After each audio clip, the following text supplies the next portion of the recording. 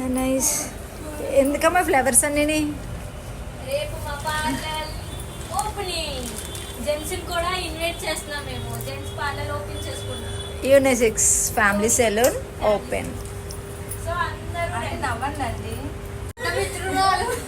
అంతకన్నా పెద్ద మిత్రురాలు. చూడండి ఈవిడ కుట్టిన దండ ఇది.